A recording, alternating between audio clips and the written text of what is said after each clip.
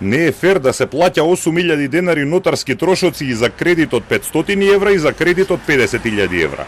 Микрофинансиските организации кои нудат мали кредити за граѓаните и за малите фирми поднесоа иницијатива за укинување на поскапувањето на нотарските тарифи. Во Министерството за правда велат дека иницијативата до овој момент не е стигната до нив, но и без тоа работат на проблемот.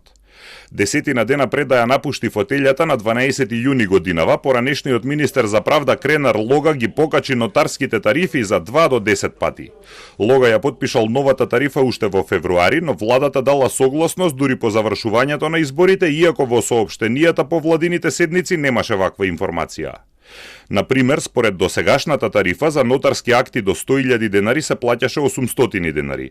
За акти од 100 до 200.000 денари нотарската тарифа беше 1.200 денари, за акти од 200 до 300.000 денари се наплаќаше 2.000 денари, а ако вредноста беше меѓу 300.000 денари и 3 милиони денари, нотарот можеше да добие максимум 8.000 денари.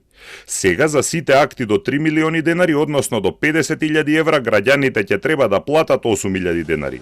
Независно дали се работи за кредит од 500 евра или од 50.000 евра, граѓаните ќе треба да му искешираат на нотарот 8.000 наместо досегашните 800 денари. Во Сојузот на микрофинансиски организации велат дека со поскапувањето нотарската награда би била 25 пати повисока од кумулативната инфлација во периодот од 2016 до 2023 година.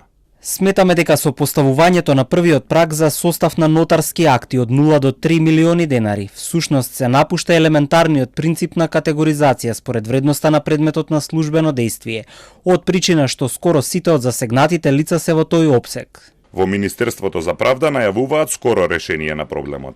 Министерството за правда го разгледува ова прашање и наскоро ќе има соодветно решение. Новите цени според одлуката на Лога треба да важат од 1 септември годинава, освен ако новиот министер Игор Филков не ги поништи.